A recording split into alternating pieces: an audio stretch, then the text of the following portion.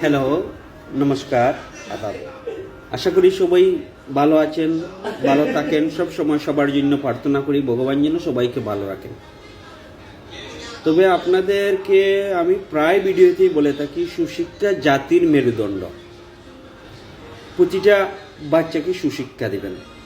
তো কথা না বাড়িয়ে কোথায় যাই, যে মূল কথা, এই যে কলেজে যে আমাদের ভার্সিটিতে যে একটা ঘটনা ঘটলো, সে ঘটনায় নিয়ে আমার মাথায় আমার বোধগম্যে কিছু আসে না ভাই, কি বলবো। তবে একটা কথাই আপনাদেরকে বলতে চাই, সব সময় বলে থাকি, আইন নিজের হাতে তুলবেন না। আইন আইনের গতিতে চলবে। আইন নিজের হাতে নিলে কি হয়, সেটা জুলুমের মধ্যে আসে, সেটা অনিয়মের মধ্যে আসে। এটুকুই বলি, আপনারা এইটুকু বিবেচনা করবেন, ঠিক আছে?